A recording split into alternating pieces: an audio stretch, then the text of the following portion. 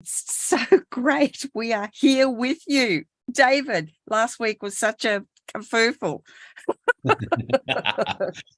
So we are really blessed on Angel Heart Radio to have David Laws with us. Many of you know David. Some of you don't, and you're in for a treat. So David, welcome to Angel Heart Radio. Thank you, Anayah, and good morning, everyone, or good evening, afternoon, wherever you may be in this beautiful world. It's nice to have you aboard with us on this crazy voyage today. That's it. So today, the program that David and I are going to bring you once a month, which after today will be the first Sunday in the USA at 8:30 Eastern, which will be 10:30 Brisbane, Australia time. On the first week of the month. So the program we're going to bring you is really an inspiring one, and I feel a very important one, because we're talking about restoring faith in humanity. And David, how important is it that we don't get caught up in all the fear and all the stuff going on? We need to restore our faith in humanity. We do indeed, my darling friend. And to follow on from those lovely comments of yours, honey, a lot of people feel powerless with all the I call it the rubbish that's going on around in the world, and they think, well, it's just little old me. What can I do? I've got no way of changing this world. And you know what? No one person on their own can change the world, but we can change our world. And I always say to people, if you look at changing your world and inspire somebody else to help change their world collectively, that's collective consciousness. That's how we change the world, and we bring that shift in. And it's a beautiful thing when you think, my gosh, the power to change the world is actually in our hands, and we have such a wonderful way of being able to make that happen immediately. You know, we can change our world, to start changing our world today. And I mean, when we look at collective consciousness as a whole, particularly over this last 3 years, Anayah, oh my Lord, it's just gone through the roof. It's crazy good. Yeah. And there's so much good stuff out there. There's so much good information. There's great people. I hear great stories. I come across some very inspiring people in the course of my work, as indeed you do. And they are the things that inspire me to do better and to be better and to keep focused on the goodness. Because it's easy to fall down this cesspool of negativity and horrors of what's going to happen in the world. Well, you know what? Nothing's guaranteed to happen in the world. It may or may not happen, but guess what? Our contribution to the collective, is direct references to what the outcome is going to be. Yeah, absolutely. That is so true, David. And on that note, everyone, I'd just like to remind you that Angel Heart Radio programs should not be used to replace your legal, medical, or professional advice, nor your own sound judgment. And I think this is an important thing, David, because we're talking about coming back to the truth of our own wisdom, of our own power, and the kindness that we can choose in every single moment, even those tough moments. We can choose kindness. And I think it's important to remind ourselves and others that the most important person to be kind to is ourselves. When we're kind to us, we then begin to fill our own vessel, which begins to overflow. And it becomes so much easier to see kindness in others and to express kindness in the world.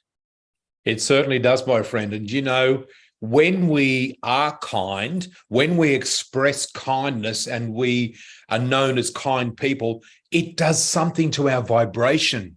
It brings the vibration up. I mean, when we feel flat and dull and down in the dumps, we can feel the doldrums and we can feel that energy going down. But when you fill your soul with kindness, just doing one kind thing for one person, and you see the reaction in that person that your kindness has reflected on them, it does things to your soul. It just does something so magnificent to your soul. And crazily enough, it's so easy. It's so easy. It's easy to be kind. It actually gets easier the more we practice it, the easier it becomes. And then it starts to become like a second nature for us. And hey, let's face it, we do all have moments when we're just absolutely cheesed off about something, or we're fed up or whatever. And I think that's the moment where we really need to have that kindness expressed for ourselves even more. And it's okay. Absolutely. It is. And, it's a very important point too, honey, because I feel that in a lot of ways, we have the ebbs and flows of life, and we can't always be up there, and we can't always be these shining rays of because we're not being true and authentic either. And I think it's important for everyone to see that we're all human, but by and large, at our core base, we are kind people, because love is who we are. And this is a voyage back to love. This journey that we're on, this human experience that we've all signed up for right here and now, is a journey of memory. We are remembering what it is to come back to love. And really, the answer to everything in life is love. As it sounds banal and boring, but it's not. It is powerful and it's true. And as I often say to people, love is, I don't even like to use the word weapon, but if the most powerful weapon in the universe to combat the darkness is the love. And that's I say, now it's time to roll out the big guns. Let's bring out the love and the kindness and shower them with love and kindness. And you take the wind out of the sails of the negativity in 2 seconds flat. It's crazy. It is. And it's also the most empowering thing. When I discovered what it meant to bring kindness into my own life for myself, I was just shocked, absolutely shocked. And of course, that opened so many doors. I started working with the angels, and then they showed me me through their eyes. Yeah. And that was the most extraordinary experience, because I didn't actually know that that was possible. Once I saw that and the possibility of that, my whole life literally just changed in an instant. It took time to embrace it, yes, and it also took time to accept myself, because that's a big journey for us, right? Oh, 100%. Yeah. 100%. We're all works in progress, every single one of us. And that's why we're here on this mortal coil to work that out. And because we've all come in with a set of lessons, and we've all got our own journey to pursue. But, we've got to try and bring it back to, well, how can I make my journey as easy and as enjoyable, not as easy, but as enjoyable as possible. And for me personally, like you, Anayah, for me, it's been a journey of kindness and love and expressing that.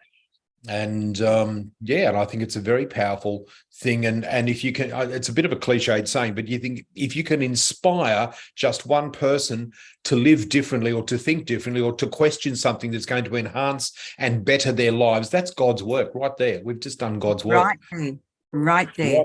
Just right there. If one person lives a better life for you, having been born, well, that was the reason I was born.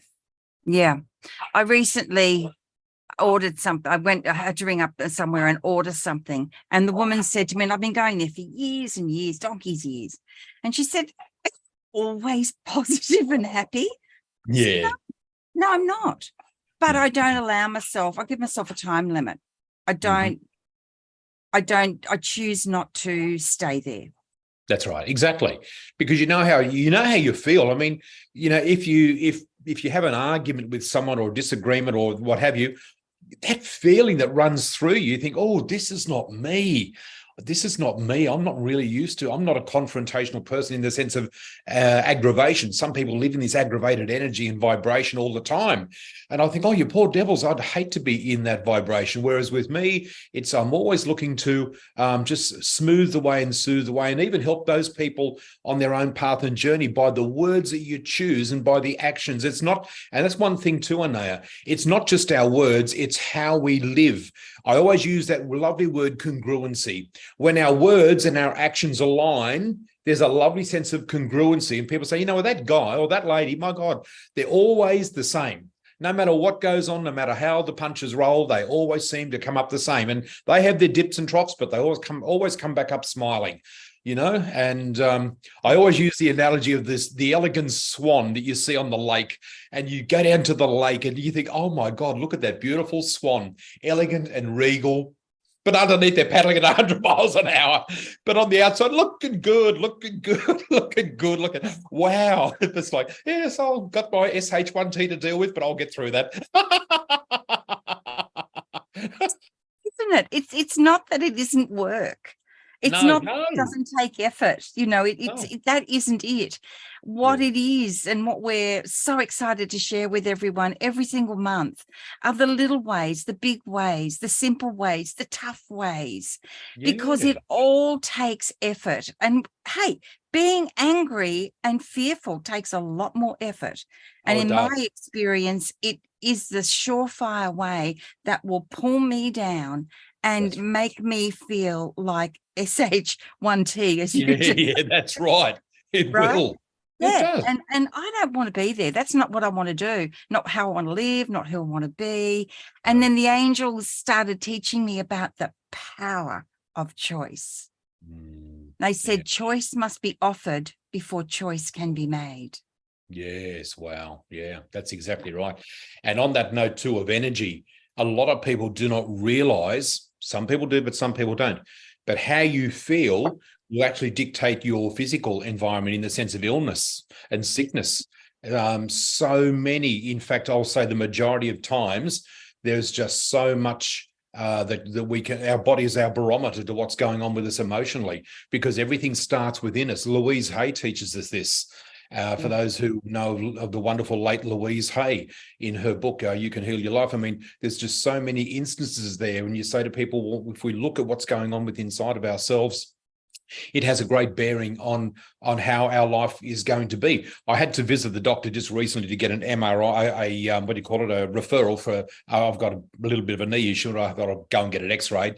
So I had to go to a local doctor, and I don't have doctors, guys. I don't go to a doctor, and I've just moved down to Tassie. So I just went to one of those, community doctors. Anyway, he said to me, he said, look, while you're here, can I just do a quick check over of you? I said, yeah, stick me up on the hoist, 100,000 kilometre checkup, dip the oil stick, check the water. Okay, yeah, you're right for another 100,000 Ks. So he stuck me up on the hoist anyway, and he's just doing a check over, and he came to my blood pressure. And he checked my blood pressure, and he nearly fell off the chair. He looked at my birthday. He said, how old are you? I said, well, I'm 63. He said, my God, he said, your blood pressure is 119/79. And I said, oh, is that good or what is it? He said, oh, my God. He said, you've got the blood pressure of an 18-year-old boy or 18-year-old young man. I said, really? He said, I can't even remember the last time I saw a blood pressure like that with someone of your age. And he said, what type of medication do you take? I said, what are you talking about medication? I don't take medication. He said, you don't even take a single pill? I said, no. And he said, oh my God, that's crazy. He said, well, look, let me ask you something. He said, what do you do for a living? I said, you don't want to know what I do for a living. He said, no, I do want to know. So I told him that I was a professional psychic and all the spiritual work I did. And he looked at me and he went, right. He said, I don't want to know what you want to do. What you do. I don't want to hear about it. I don't even know if I believe it, but don't change it. Don't change what you're doing, because you're doing something right. And he said, I'm 4 years younger than you, and I'm on blood pressure medication. I'm a doctor. And I said, well, mate, you should come to my classes. He said, I think I will. So again, I think, oh my God, there's a nice little validation for, it's, to me, that validates how I think and how we think. Absolutely. And not only that, you've then dropped this little drop into his ocean, right? And gives him 100%. He has the power of choice, what he wants to do about it, something or nothing. That's fine. It's not about us changing someone. No, we can't change anyone. And I think one of the greatest, because I've known David for a long time, I think one of the greatest things about you, David, is your capacity for joy and laughter. Thanks, darling. That's yes. Oh, it is. Oh, look, you've got to have a laugh. I always say there are 3 elements I look for in my life, my lovely friends. 3 elements every day, even in my work, everything I do. And it's love, it's laughter, and humility. So to be able to be humble, to learn to love, and just remember, laughter is the best medicine, as they say. It's the best outcome. Yep. Yeah, I remember, gosh, years and years and years ago, reading about, there used to be a show called Candid Camera in the United States. And it wasn't like some of the ones you get now where it's really at someone else's expense in kind of a nasty way. I don't like that. Yeah, no, I don't like that. But they started showing these episodes to people in hospitals who were there having treatment for cancer and various things. And they discovered that through just laughter, the need for medication decreased, happiness rose, people went home sooner, pain relief, they didn't need as much or as often. And it shows, doesn't it, that we have this capacity, we have this opportunity to choose to find joy in some way. Absolutely. Yeah. Even, I mean, in many instances when we can, hit the sads and get down, I mean, we have many opportunities to be able to turn it around. And, I often say to people, Anayah, if it wasn't for my humor, I think I'd have been dead and buried decades ago, because my humor has saved me.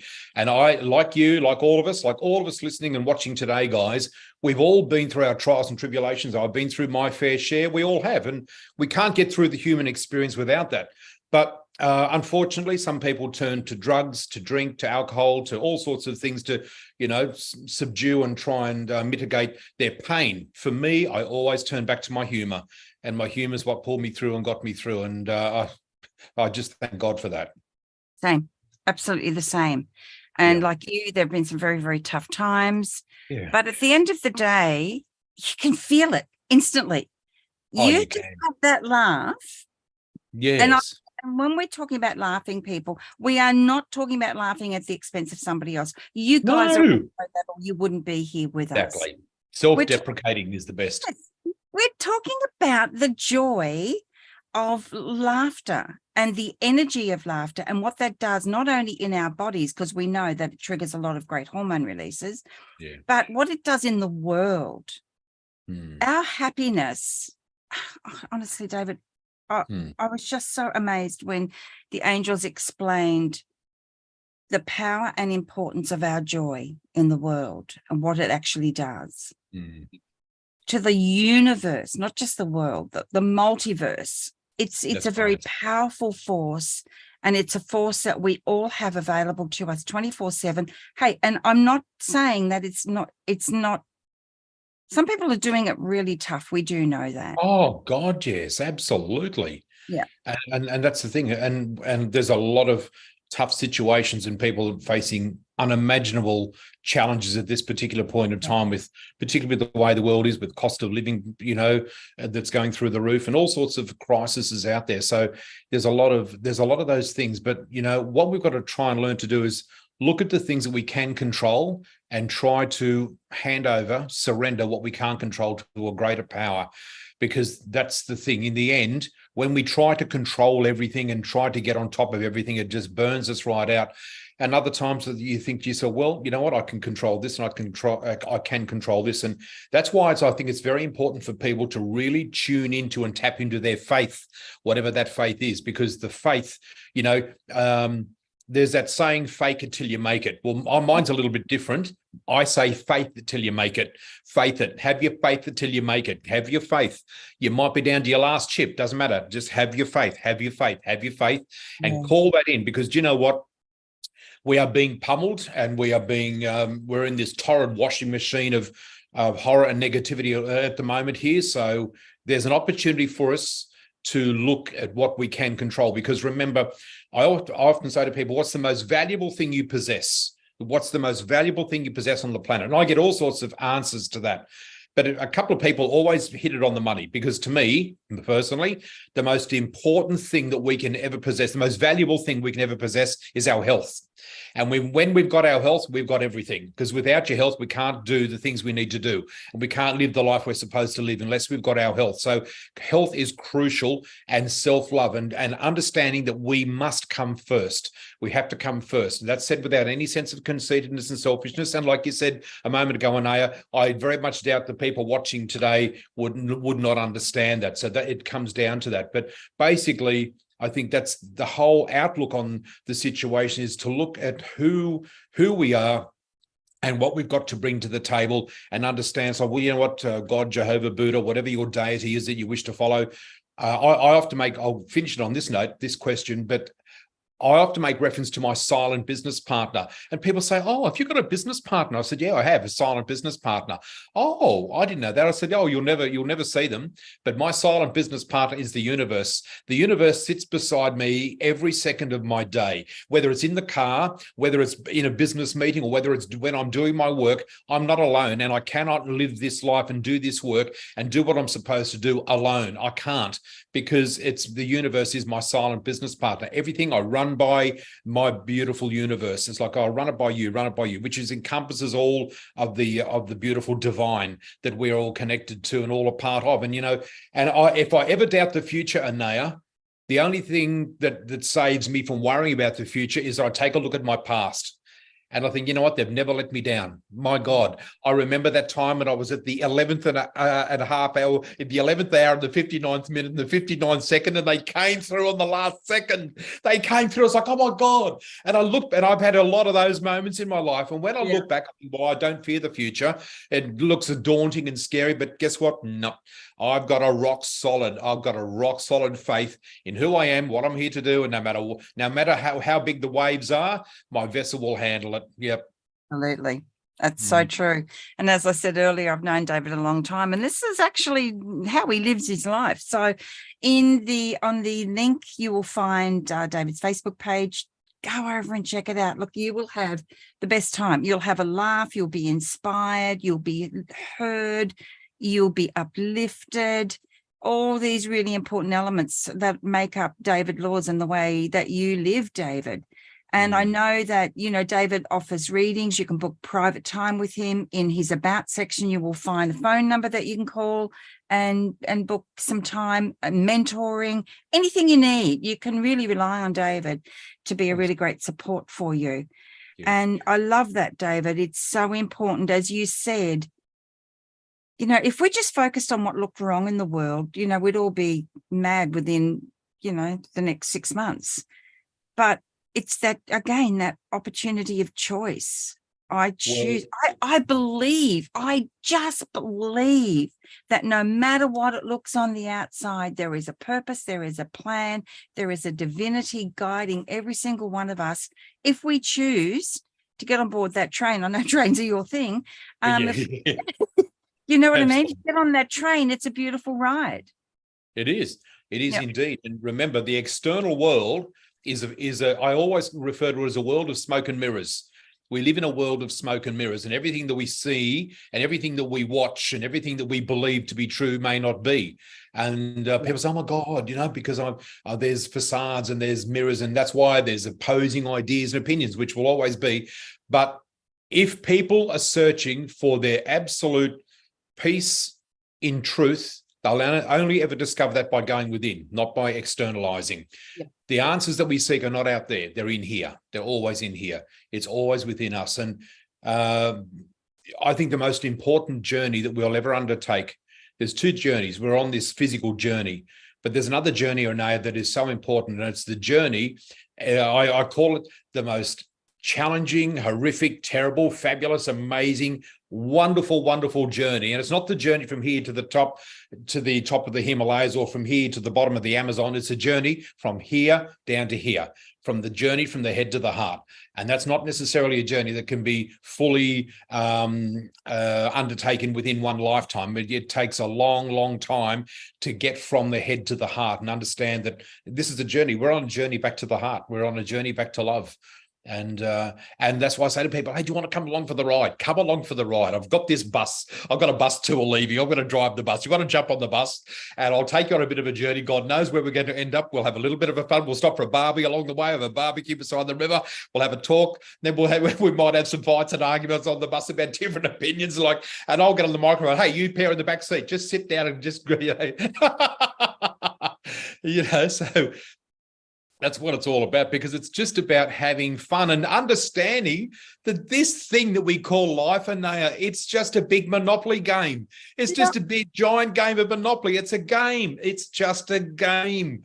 It's a game. People live it like it's going to be the forever thing. None of us are here forever. And you know what? I think the two most sobering sounds on the planet are tick tock, like my beautiful big clock up the top. Tick tock, because every time I hear a tick tock, I know there's another second of my life has ebbed away, and it never tick tocks in the other direction. It only goes forward. So time is of the essence for all of us. So I want to cram and jam the remainder of my time with however long I live, with as much good, with as much excitement, with as much fun, and with so many like-minded souls to say, hey, let's journey together. And do you know what, Anayah? I heard the most beautiful, beautiful saying in recent times. I've never forgotten it. I wrote it down. I love to use it. Do you know what? We are all here to walk each other home. Oh, yeah. Yeah. Isn't that gorgeous? We're all here to walk each other home. That's all there is to it. That puts tears in my eyes. That's what we're here for. Yeah. We're all here to walk each other home, and there's nothing more to it than that. Absolutely. In our own beautiful, special way, with my quirks, with my faults, with my frailties, with my joy, with all the things that I am, and with all the things that you are. And that's what makes us this gorgeous collective of fascination of like, wow, look at, it's almost like an art gallery of all the different paintings or what have, all the different sculptures, but they're all different. But guess what? As a collective, we all come together as a canvas of magnificence. Absolutely. I love that, as a canvas of magnificence. And I think that's so incredibly valid. And so to me, it goes beyond true, because true is subjective. What's true for me might not be true for you or somebody else, right? But there is a deeper truth. There is a universal truth. There is a divine truth. And as you said before, whether it's God, Buddha, Krishna, it doesn't matter, creator, it does not matter what the words we use are. It's coming home to that place within ourselves where that love, trust, and respect can be nurtured, built upon, shared, and really it then becomes a very different way of living. And yes, look, we do the same thing as everybody else does, you know, we're not saying we've got it all figured out, because we certainly don't. But we have learned a lot along the way, and that's what I'm excited to share. Each month we'll have a theme, and we'll talk about some aspect of what has been really prevalent in the previous month. I reckon that's a great way to go. I think so And too, for those of you, Sonia has just said she can't see your link in the show page. Don't worry, I will make sure it's up there, and I will get that sorted for you. Thank you, Sonia. Well done, Sonia. See, we need angels like you, little earth angels, helping us out, making sure that, you know, what needs to be done is done. That's so right. So let's all make sure that we spend this time together, whether it's live or in the replay, it really doesn't matter. And if it's not here, it'll be somewhere else. If it's not us, it'll be someone else. That's right. This is one of the important things. It's not about us. That's right. It's about you. We're here for you. Yeah, that's what it's about. Yep. That's exactly right. Fabulous. So please do go over to David's page and say hello. David, before we go, is there anything else you would like to add or to highlight? That's a dangerous question. What have you got coming up that people might like to participate in? Okay, well, very shortly, I'm launching my online workshops. My business partner who is assisting me is overseas currently. She arrives back, I think, in another 2 or 3 days. And as soon as she gets back, we're ready to launch everything. And I've got all my online stuff coming up very shortly. So I will be launching a series of workshops, not all at once, of course, but I'm just putting the finishing touches to those. One of them is going to be how to create a magical life by living with spiritual law. So how you can bring spiritual law into your life and really create the magic, and really understand that we can live a life within this life, but we can live a life very differently to other people, in the sense of I'm not affected so much by the outside world, if you know what I mean. So it's cultivating another course I'll be doing will be how to unleash your psychic genie within inside of yourself. How to unleash your psychic genie. So yes, but that's how it's going to be. And so I'm looking forward to all of those things. And of course, there'll be spin-offs from that. I'm also looking at some stage, it's in the early stages yet, so you heard it first here, I'm looking at putting a mastermind group together. And Ooh. so just for a very small group of people, and taking those group of people on a journey, and we can all learn from each other. And every person will have a night where they'll be in the hot seat for the night, and it'll be all about them, and we'll all contribute to them. Yeah. Oh, I love that idea. Yeah. That's Yep. awesome. Yep. So it'll be probably for a group of 10 people. I won't do any more than 10, and we'll do that over maybe over 10 weeks. And each week we'll have so there'll be a whole impetus to follow. And I'm excited about all that, because I've got a lot to bring to the table with my learnings and experience, but it'll be like, well, I'm really almost like I'm the captain of the ship, but I'm not here to, it's like a facilitator. I'm there to facilitate. But Anayah, it's your turn in the hot seat. You're on next Monday night, so so everyone will have a turn of all the Q&As and everything else, and we'll all now, Anayah, where are you at in your life? Okay, well, as a collective, let's run around the table. It's like a boardroom meeting. Just what do you think of that? I think that is absolutely brilliant. And as you're speaking it, I can feel it in my heart. It's like really resonating within my heart. And I feel it is something truly wonderful, because how often do we on our journey have a group of loving souls who are focusing on us? It's not about getting or giving or getting something about them. It's both. But what I'm saying is, it's about what's happening in your world. We are there for you. Well, that person's being validated as well. Exactly. Everyone's being validated, not just being spoken to. We all have a chance to, or as like in the beautiful in those Indigenous times when the person was given the talking stick. And right, so that's right. Now it's your turn to speak. Everyone else be quiet. Let this person speak. You hold the talking stick so you can speak your thing. And then as a collective, okay, Anayah, you've just shared your thing that you would like some assistance with. Let's go around the table. What can we do? What can each of us contribute to this person? Because to me, that's true enrichment. And I think there's the potential there for us to, have ongoing stuff with the same group of people if they're happy with the result of that, and go on a real journey, because a lot of people don't feel validated in their life or heard or seen or recognized. Whereas if they belong, because see, humans by and large, humans need to belong to something. That's why religion's so successful, and sporting fraternities, people love to belong.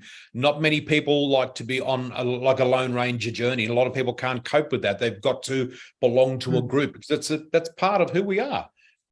It really is. And for me too, it's also incredible and so important, because how many times, anyone watching, how many times have you felt that you've got something important or valuable to say, or perhaps you are feeling that you just don't know where to go, you don't know how to proceed, or maybe you're feeling that you've been really deeply hurt and you don't want to stay there, but you don't know how to get out of it.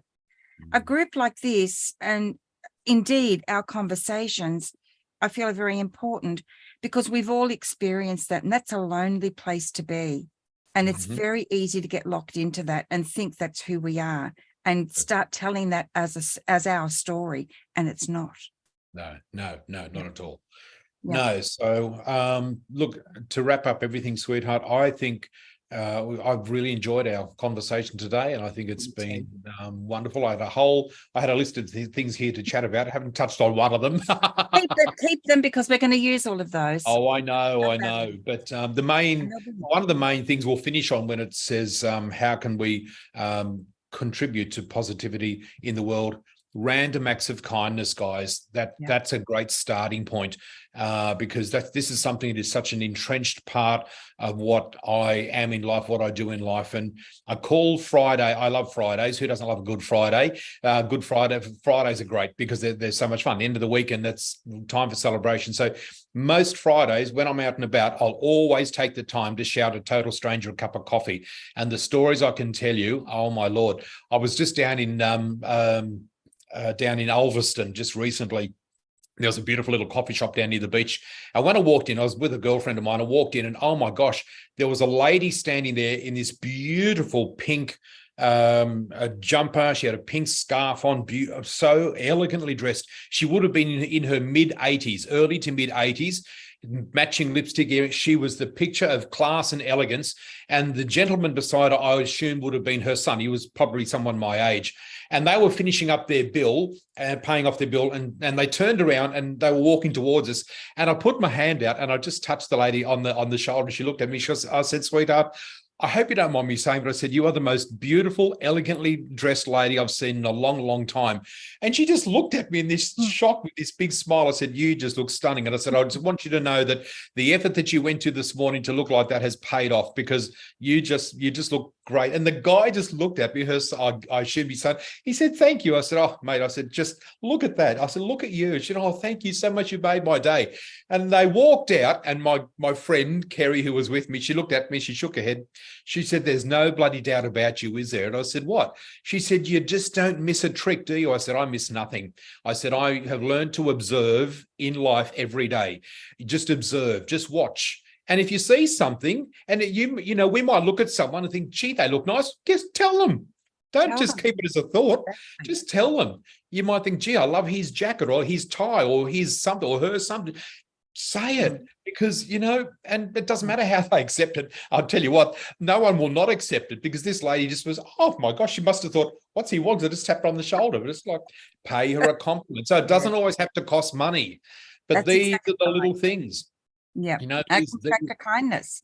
That is an act of kindness.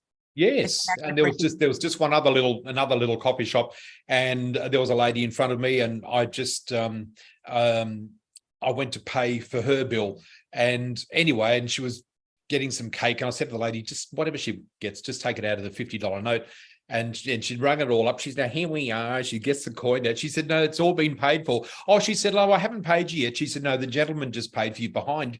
And she turned around. She said, "Did you just pay for my coffee and cake?" And I said, "Yep." She said, "Oh," she said, "I've got enough money." I said, "Darling, you could be a multi-millionaire." I said, "I didn't do it for that reason."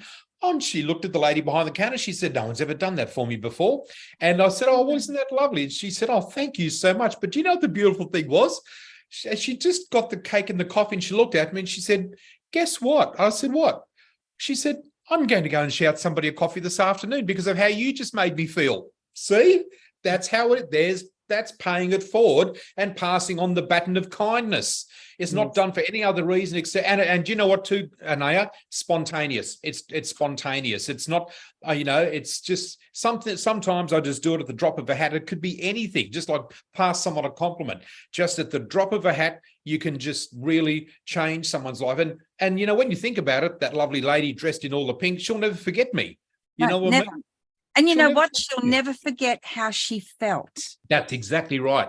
She'll never forget how she felt. So yeah, that's my way to cap off our beautiful little chat this morning. Fabulous. Well, thank you so much, David. What a pleasure. And I can't help but notice as I'm sitting here, it's almost like looking behind, it's like you're sitting in a throne. And I thought, how King David is here. How fitting is that? Well, next time I should leave I should turn the dongs on, because the dongs every 50 dong dong. So I had to turn it off for this. But I love the sound of the chimes. I love the chimes. I love my chiming clock. It's just beautiful. I've got this. Yeah. I'm in this 123-year-old home, guys, and it's just filled with antiques and beautiful vibes. It was built by the first mayor of Burnie in Tasmania in 1900, and it's in. And it's funny. You said I look like a king. Well, I live in Princes Street, so there you go. So all very royal. That's awesome. So we've got all these lovely people in the comment section, and there's a lot of support going on here. And oh, lovely. When we resist to raise one, when we assist. Sorry, Sonia. When we assist to raise one, we raise ourselves as well. That's so beautiful, true, darling. That's so true. Yep. Perfect. So thank you everyone for joining us. Thank you for being a part of this very first program with David on Angel Heart Radio. As I said at the top of the show, it will be the first week of the month. Sunday in the USA timeline, Monday on the Australian timeline, always at 10:30 a.m. Brisbane time. And you'll be able to connect with David, ask him questions. And if you've got a topic that you would like us to discuss, please don't hesitate to let us know. Sounds Awesome. great. Thank you, David. Stay with me. Thanks, everyone. So as I usually close off the shows, to remind you, and we've spoken about this a lot today, about kindness and remembering to be kind to you, and that a little bit of kindness goes a long, long way. And the effects are just echoing all through the planet and beyond in ways that we will never, ever know. But nevertheless, we are a part of. So take good care of you. And I look forward to next month, and next week I won't be here, but the week after I will. Lots of love, everyone. Thank you, David. Hugs to you, everyone. Thank you.